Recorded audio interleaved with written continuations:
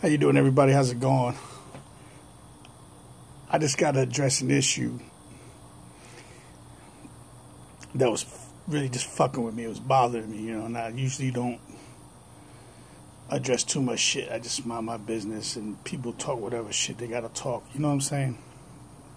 But,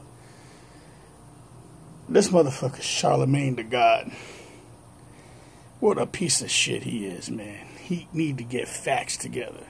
He plays the black card, the race card, the culture card, all this shit.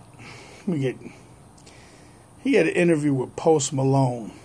The shit was fucking ridiculous. Man, I felt bad for Post, man. I mean, the dude should have spoke up. But if I was getting interviewed by him, it would have been a whole nother interview.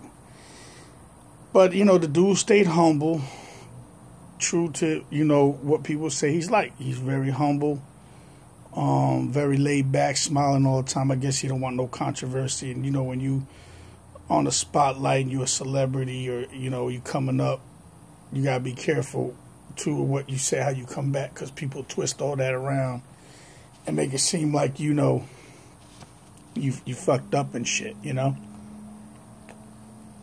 But basically, let me just tell you, I grew up in Newark, New Jersey.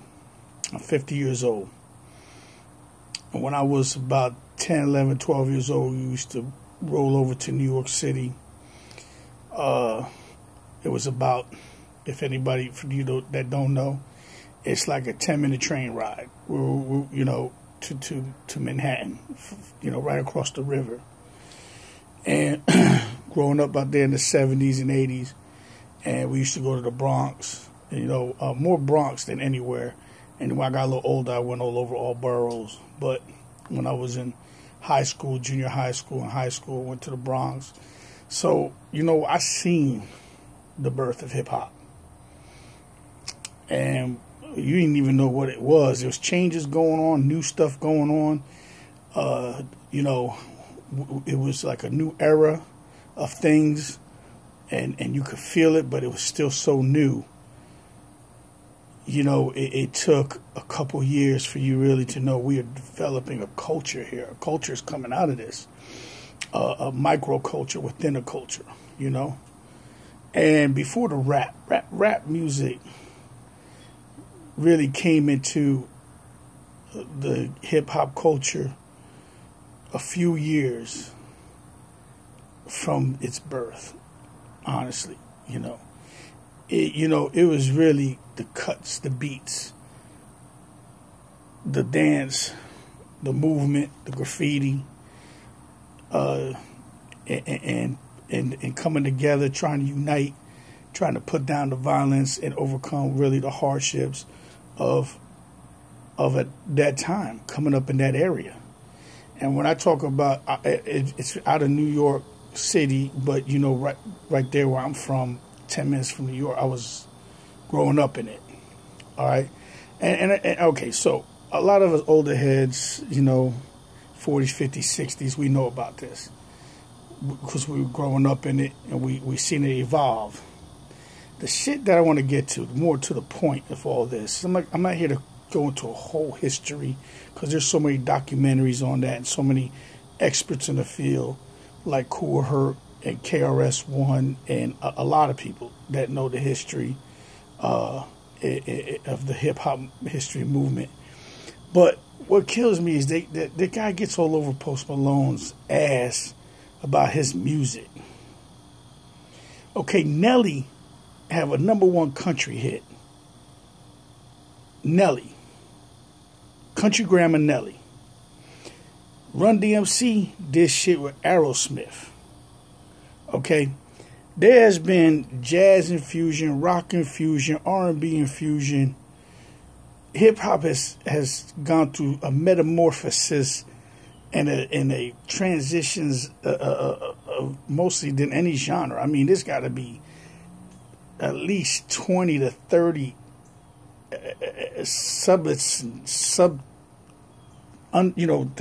genres in the hip hop.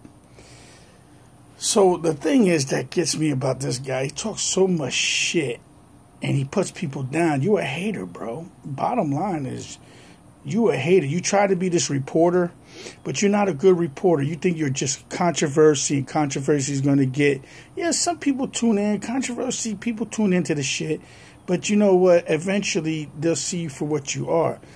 There's a thing about bringing some controversy, some hard questions, some challenging questions, digging into people to get things, out. But there's also just being a straight asshole.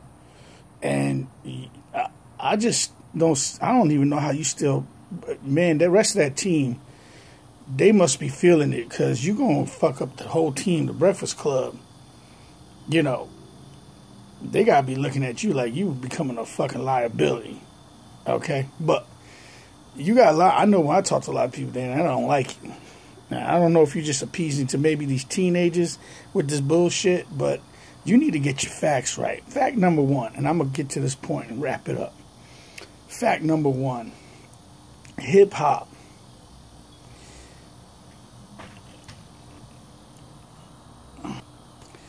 Hip-hop is not, or was not, an all-black thing, meaning for black people or a black culture.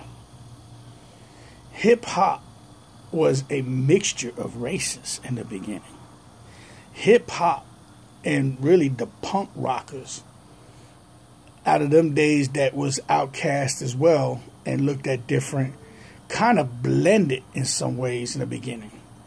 Hip-hop had a majority of black people, but it had Latinos and some white people back then. Hip-hop was a mix of people. Okay, that's fact number one. Okay, now rap came out, and let me tell you something. If there is more people of color, brown, black, Latino, some white, that was in hip-hop culture in the beginning than there was many black people in different cities around the nation. Because before the hip-hop culture went out into, nearby Philly, Boston, and then it spread across rapidly. It moved fast and started hitting the big cities and West Coast, and then everybody developed their own version out of this culture. They got a taste of it, and they went into it, and it was evolving in many ways in different places.